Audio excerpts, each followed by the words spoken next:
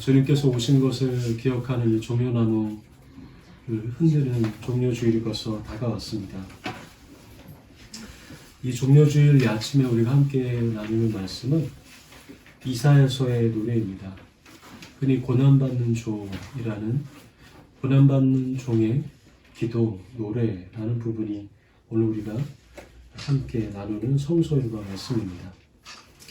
예수님께서 예루살렘 성으로 들어오시던 그 기일에 사람들이 자기의 겉옷을 벗습니다. 그리고 나서 손에 종려나무가지를 쥐고 흔들면서 호산나 호산나 이렇게 외치게 되죠. 수많은 사람들이 예수님을 환호하며 맞이하게 됩니다. 근데 이 호산나라는 말의 의미는 구원하소서라는 의미입니다. 도우소서라는 의미이죠.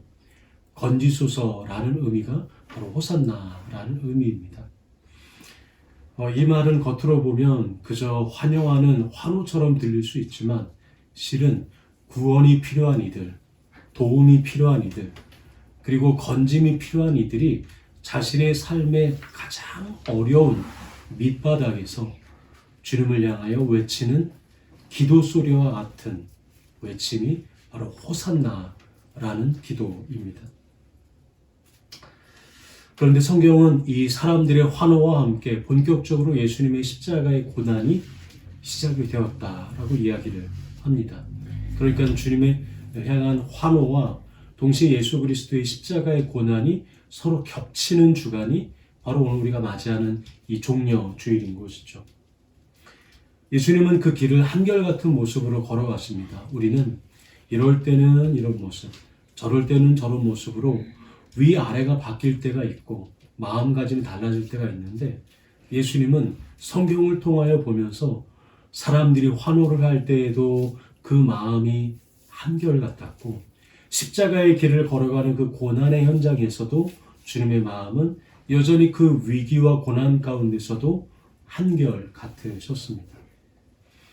사람들을 대할 때도 마찬가지였습니다. 아주 유명한 사람, 아주 힘 있는 사람, 권력을 가진 사람 앞에서도 주님은 한결같으셨고, 그리고 가난한 사람, 그리고 가장 어려운 상황에 처해 있는 약한 이들 앞에서도 주님은 늘 한결같은 모습으로 나아가셨던 것이죠. 우리는 흔들리기 쉬운 그 길을 주님은 흔들리지 않으시고 묵묵히 이 십자가의 길을 걸어가셨습니다. 저는 오늘 말씀을 묵상하면서 또 이 종려주일을 묵상하고 생각하면서 어째서 주님은 이토록 묵묵하게 한 길을 흔들림 없이 그 길을 잘 걸어가셨을까라는 생각을 곰곰이 해보았습니다. 죽음이 있어도 결국은 부활할 것이기 때문에 그 부활에 대한 믿음 때문에 주님이 이 길을 묵묵히 걸어가셨을까? 혹은 지금 자신을 조롱하고 있고 또 지금 자신을 환영하고 있는 이 사람들이 결국 그 정도밖에 안 된다라고 생각하는 자포자기의 심정으로 주님은 사람들에게 그 어떤 기대도 없어서 흔들리지 않으실 걸까? 이러한 믿음 때문일까? 자포자기의 사람들에 대한 마음 때문일까? 생각해보면 그런 것은 주님이 가지신 마음은 아니었을 것이다 라는 생각을 하게 되었습니다.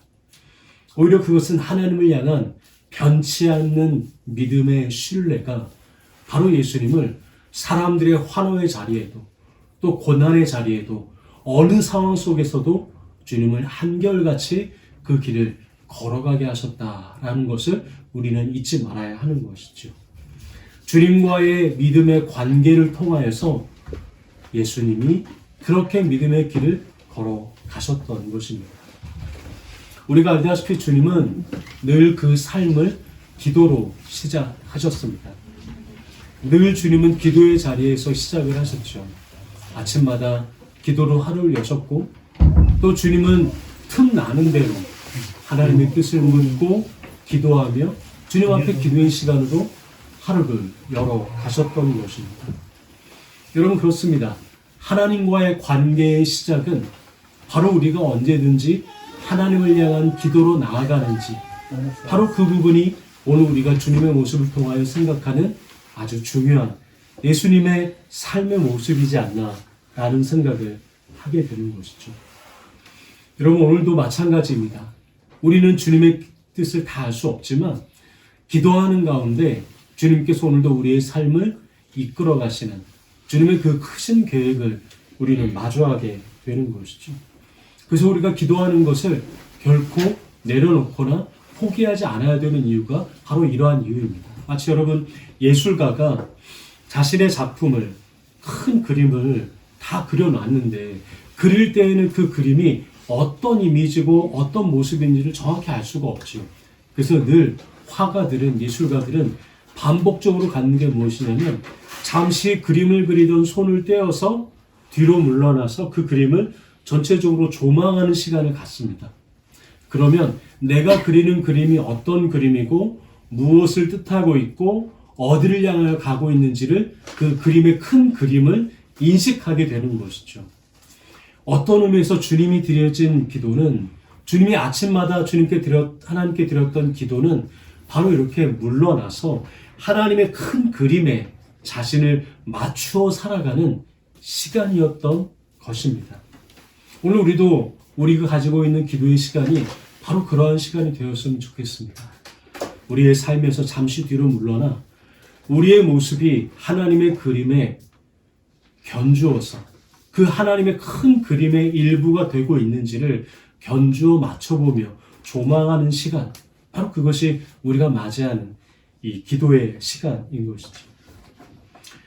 오늘 이 말씀은 고난받는 종의 이야기입니다. 오늘 본문에 등장하는 고난받는 종은 시종일관 자신의 뜻에 맞추어 살아가는 사람이 아니라 하나님의 말씀에 자신의 삶의 중심을 두어 맞추어 살아갔다라고 성경은 기록하고 있습니다. 그의 하루는 늘 그렇게 시작하죠. 아침마다 하나님의 말씀에 귀를 열고 학자처럼, 여기 이제 학자라는 말이 쉬운 말로 말하면 배우는 사람이다 라는 뜻입니다. 하나님의 말씀을 우리는 모두 배우는 입장이지 않겠습니까? 그러니까 배우는 자의 마음으로 하나님의 말씀을 듣고자 하는 사람, 바로 그 사람이 오늘 본문에 기록되어져 있는 고난받는 종의 모습이었던 것입니다. 그리고 그는 그렇게 배운 하나님의 말씀을 자신만을 위해서 사용했던 것이 아니라 오늘 말씀에 보면 그 주님이 주신 그 말씀을 가지고 고통당하는 사람, 위험 가운데 있는 자들, 아픔 가운데 처해 있는 자들을 위로하고 살리는데 하나님의 말씀을 통하여 이야기하고 그들의 삶에 소망을 불어넣는 사람, 바로 그 사람이 오늘 본문에 등장하는 고난받는 종의 삶이었습니다. 그는 하나님의 말씀을 거역하지도 않았고 그 길에서 등을 돌리지도 않았습니다. 그러니까 말씀을 따라 살아가게 되는 것이죠. 여러분, 우리는 이렇게까지 이 고난받는 종의 모습을 여기까지만 보게 되면 당연히 이 사람의 삶은 하나님의 말씀을 거역하지도 등을 돌리지도 않고 살아가니 이 사람의 삶은 정말 말할 수 없는 축복 가운데 이 사람의 삶이 채워지지 않겠느냐라고 생각할 수가 있는 것입니다. 그런데 이상하죠? 오늘 본문은 이 고난받는 종의 삶을 뭐라고 표현하냐면 존중이나 인정을 받은 삶이 아니라 수많은 사람들의 미움과 모욕과 손가락질을 받는 삶이 바로 고난받는 종의 모습이었다라고 이야기합니다. 50장 6절을 보면 이렇게 나와 있는데요. 제가 한번 읽어드리겠습니다. 나는 나를 때리는 자들에게 등을 맡겼고 내 수염을 뽑는 자들에게 뺨을 맡겼다. 내게 침을 뱉고 나를 모욕하여도 내가 그것을 피하려고 얼굴을 가리지도 않았다. 아멘. 여러분, 우리가 이 장면을 이렇게 읽어서 그렇지, 우리가 이 장면을 우리의 눈 앞에서 목격한다면 우리는 이 참혹한 장면에 쉽게 시선을 떼지 못할 것입니다. 왜냐하면 너무도 노골적인 굴욕의 장면이기 때문입니다. 세상은 이런 장면 앞에서 흔히 이렇게 이야기를 하고 이렇게 판단을 하게 됩니다. 아니, 왜 저렇게까지 아무 말도 하지 않지? 왜 저렇게까지 바보같이 당하고만 있지? 이렇게만 이야기를 하는 입장을 가지게 되는 것이죠. 우리는 보통 아주 어릴 때부터 이렇게 얘기를 합니다. 네가 한 대를 맞고 오면 너는 가서 2대를 때리고 와라. 네가 10개를 잃어버리면 너는 20개를 가서 뺏어와라. 내가 받는 피해, 내가 받는 위기, 내가 다른 사람들로부터 받는 손해가 없이 마음을 강하게 먹고 무너지지 않기 위해서 피해받으면 피해받은 것보다 더 크게 돌려주면서 살아야지 사람들이 너희를 무시하지 않을 거야. 우리는 은연중에 그러한 이야기들을 배우고 듣고 그렇게 사는 것이 세상에서 살아가는 마땅한 방법이라고 여기며 살아왔던 것이죠. 우리가 배워왔던 그 세상의 이치에 오늘 이 고난받는 종의 모습을 견주어서 보면 오늘 이 고난받는 종의 모습은 그만한 바보도 없는 것입니다. 그만한 무능력한 자도 없는 거예요. 그런데 이상하죠? 오늘 본문 속에 등장하는 고난받는 종은 그 어느 것 하나도 대응하지 않고 마치 스펀지가 물을 고스란히 빨아들이는 것처럼 그 고난과 자신을 향한 모욕을 그대로 스펀지처럼 흡수하고 있는 모습을 우리에게 보여주고 있습니다. 왜 그럴까요? 이 고난받는 종이 힘이 없어서 그럴까요?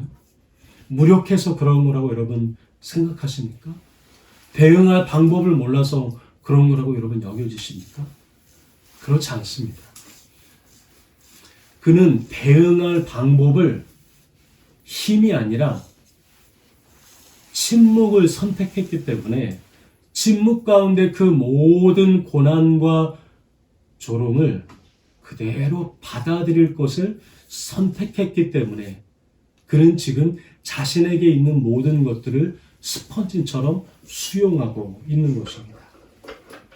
그래서 그의 침묵은 바보같이 당하는 패배가 아닙니다. 그의 침묵은 다른 의미에서 보면 힘이고 이 고난을 넘어가는 그만의 방법이었던 것이죠. 그런데 여러분 우리는 이 고난받는 종의 모습에서 언제나 걸리게 됩니다. 우리의 발이 여기서 멈추게 돼요. 머리는 이해되지만 머리로는 이렇게 사는 것, 머리로는 이렇게 가는 것이 십자가의 길이라는 것, 머리로는 지식으로는 예수님의 십자가가 그러하다는 것을 아는데 막상 그 십자가를 우리의 삶에 대입해보고 막상 그 십자가라는 프리즘을 통해서 우리의 삶의 빛을 투영해보면 우리는 이 말씀을 도저히 이루어 갈 수도 없고 이 말씀을 통과할 수도 없는 우리 마음의 자연스러운 본능적인 반응 우리가 발견하게 되는 것입니다. 누가 조금이라도 나의 자존심을 건드리면 분노가 먼저 치솟고 누가 조금이라도 나의 모습을 뭐라고 하면 우리는 마음속에 금세 무너지고 쓰러지는 일들이 얼마나 자주 발생하고 있습니다. 이것이 우리의 자연적인 본능의 모습 아니겠습니까? 그래서 오늘 본문의 이 고난받는 종은 도대체 어떻게 해서 그런 태도가 가능한 것일까? 도대체 어떻게 해서 이 고난받는 종은 자신에게 닥친 모든 모욕과 조롱을 이토록 스펀지처럼 흡수하는 그런 모습을 가질 수 있을까라고 우리는 의문을 제기하게 되는 것입니다. 근데 오늘 본문은 그 열쇠를 매우 담담하게 우리에게 말해주고 있는데요. 이사야 50장 7절을 우리가 같이 한번 읽어보도록 하시겠습니다. 50장 7절입니다. 주 여호와께서 나를 도우심으로 내가 부끄러워하지 아니하고 내 얼굴을 부싯돌같이 굳게 하였으므로 내가 수치를 당하지 아니할 줄 아노라. 아멘. 이 고난받는 종이 자신에게 다가오는 이 고난과 모욕을 수용하고 받아들일 수 있었던 전적인 이유가 이렇게 등장합니다. 주 여호와께서 나를 도우심으로. 그러니까 이 고난받는 종이 어떤 다른 사람을 뛰어넘는 초인적인 어떤 의지나 인내나 스스로를 다잡는 결심이 있어서 이러한 순간을 넘어서는 것이 아니다라는 얘기입니다. 그 사람 자체의 능력이 있고 그 사람 자체의 탁월한 인내력이 있어서 이러한 고난을 넘어서고 흡수하는 것이 아니라 성경은 주 여호와께서 도우심으로라고 분명히 그 이유를 말씀하고 계시는 것입니다. 물론 고난받는 종에게도 마음의 의지는 있었을 것입니다. 내가 이것을 잘 넘어가고 싶다. 내가 이 길을 잘 걸어가고 싶다라는 의지가 있었겠죠. 그런데 그 의지 또한 본연의 자신에게서부터 나오는 것이 아니었던 하나님으로부터 주어지는 선물로서의 의지와 믿음이었다라는 사실을 우리는 이 부분을 통하여 주님의 도우심이 이토록 고난받는 종의 삶을 인도하셨다라는 사실을 발견하게 되는 것입니다. 그래서 단순히 이를 악물고 버텨낸 것이 아니라 주님이 도우셨기에 그 도우심 가운데 나는 이 고난과 모욕과 조롱을 너무도 자연스럽게 넘어가노라 라고 말하는 그러한 종의 모습, 그러한 고난받는 종의 모습이 오늘 우리가 기억해야 되는 것입니다. 그리고 그러한 모습을 매우 재밌는 표현으로 이렇게 표현하죠. 7절에 보시면 내 얼굴을 부싯돌같이 굳게 하였다. 우리가 잘 안 쓰는 단어입니다. 이 말은 단순히 얼굴을 이렇게 결연한 의지로 우리의 얼굴을 가졌다라는 뜻이 아니라 내 삶의 마음의 중심이 하나님과의 관계에 연결되어 있기 때문에 마음이 부끄럽지 않았다라는 것입니다. 내 마음이, 내 삶이 주님과 연결되어 있음을 알고 있기 때문에 조롱과 모욕 가운데서도 위축되지 않았다라는 것이 오늘 본문에 보면 내가 내 얼굴을 부싯돌같이 굳게 하였다라는 의미의 말씀인 것이죠. 7절의 말씀을 세번역 성경으로 표현하면 이렇게 번역하고 있습니다. 제가 한번 세번역으로 이사야 50장 7절을 읽어드리겠습니다. 그는 모욕 속에서도 마음이 무너지지 않았습니다. 몸은 고통을 겪었지만 그의 마음과 영혼은 결코 침범을 당하지 않았습니다. 아멘. 몸은 고난을 받지만 그의 마음은 고난이 건들 수가 없었던 것입니다. 예수님의 십자가의 예수 그리스도의 모습을 여러분 연상하는 말씀이지 않겠습니까? 몸은 죽임을 당하지만 그 마음과 영혼은 죽음도 이기신 주님의 모습, 바로 그것이 고난받는 종의 모습과 얼마나 닮아 있느냐라는 것입니다. 그렇습니다. 고난받는 종의 이 마음에는 하나님이 함께 하시고 도우신다라는 흔들 수 없는 믿음의 진리가 이 고난받는 종의 마음에 견고하게 뿌리내리고 있었던 것입니다. 우리가 아까 예배를 시작하면서 이 종려나무가지를 흔들며 호산나라고 외치며 주님을 맞이합시다라고 이야기를 했습니다. 우리가 맞이한 종려주일 역시 그러한 날입니다. 예수님은 겉으로 보면 모든 것을 다 잃어버린 듯한 모습입니다. 그토록 열정적으로 따르던 내가 죽기까지 예수님과 함께 가겠습니다 라고 말했던 수많은 제자들이 지금 뿔뿔이 다 터집니다. 가장 사랑했던 제자 중 한 명, 유다의 입맞춤으로 이제 체포를 앞두고 계시죠. 그리고 적절한 재판의 과정 없이 죽음의 길로 올라가십니다. 사람들은 또 어떻나요? 이 손에 종려나무가지를 흔들고 환호하면서 호산나 호산나 외치던 그 수많은 군중들이 단 며칠이 되었다고 이 환호가 조롱으로 바뀌고 모욕으로 바뀌면서 이렇게 말하는 건 아니겠습니까? 십자가에 못 박아라. 호산나라는 외침이 십자가에 못 박으라라는 외침으로 바뀌게 되었던 것입니다.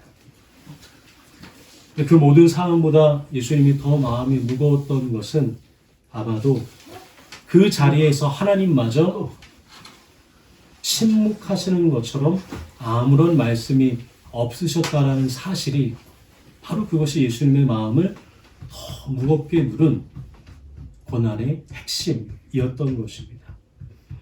우리가 지난주에 나사로의 무덤에 대한 말씀을 함께 나누었지만 꼭 무덤과 같은 시간을 예수님이 이제 이 종료주의를 시작으로 마주하게 되신 것입니다. 그런데 여러분, 아주 놀라운 예수님의 모습이 있습니다. 그것은 무엇이냐면 이 고난과 어두움의 시작인 이 종료주일, 예수님의 십자가에서 예수님이 드리셨던 첫 번째 기도가 매우 특별한 기도라는 사실입니다.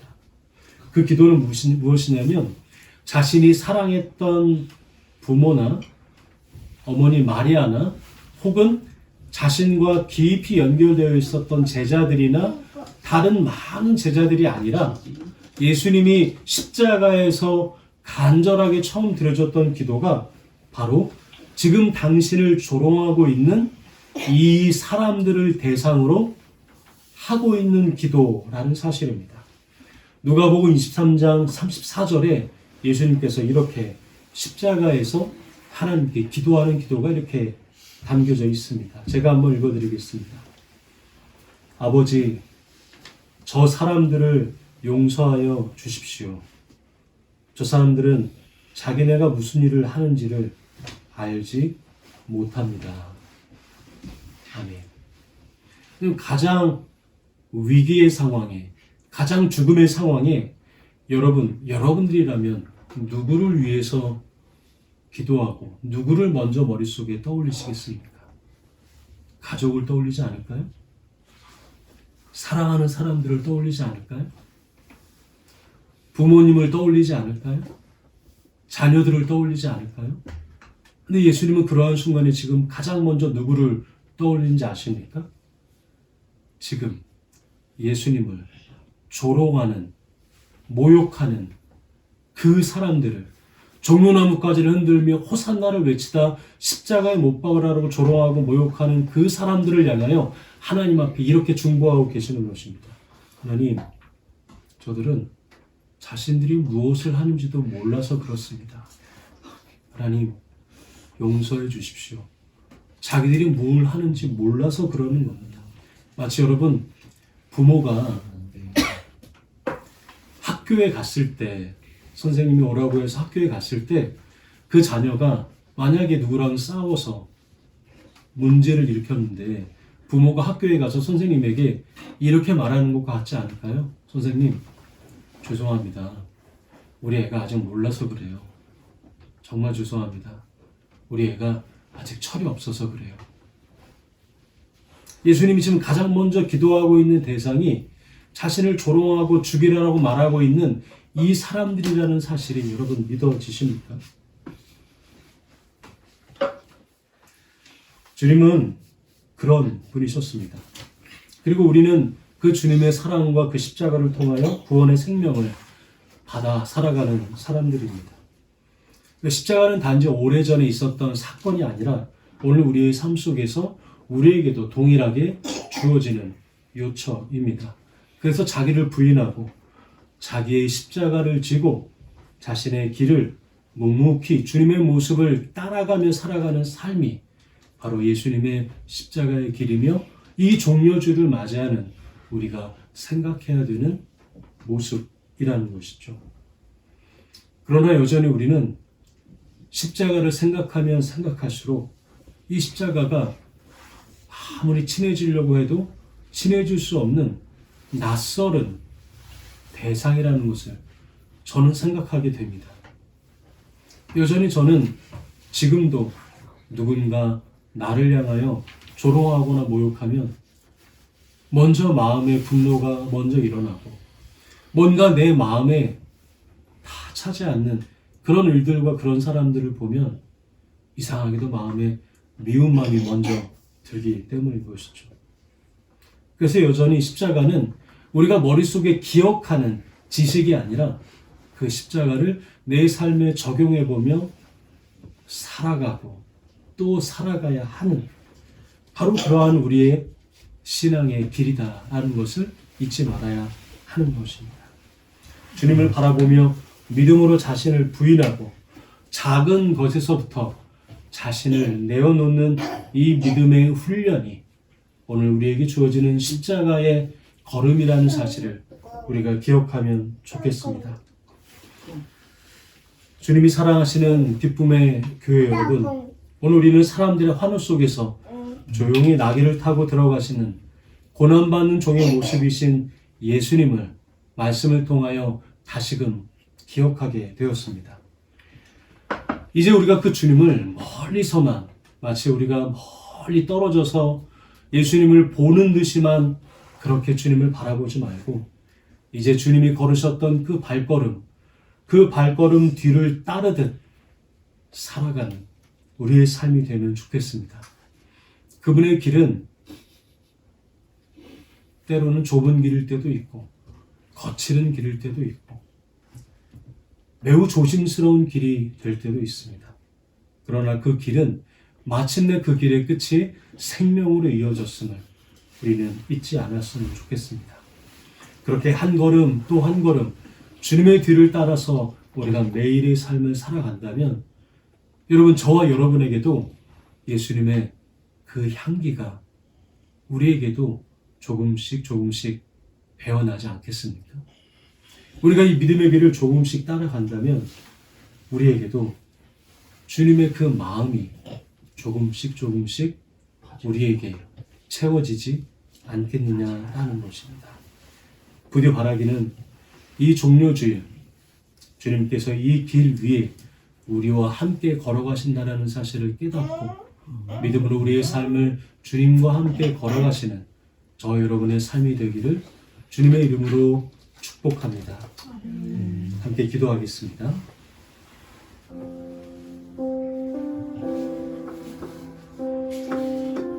우리 시간 함께 말씀을 따라 기도하기 원합니다. 수많은 사람들이 호산나 호산나 지금 구원하소서, 지금 나를 건져주소서,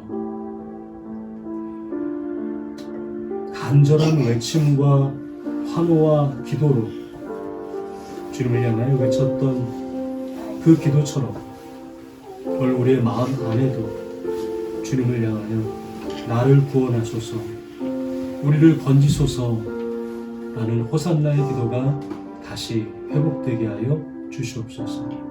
그래서 오늘도 우리의 삶이 묵묵하게 예루살렘 성으로 걸어 들어가셨다, 그 십자가의 길로 걸어 들어가셨던 주님과 함께 이 믿음의 길을 걸어가게 하여 주시옵소서.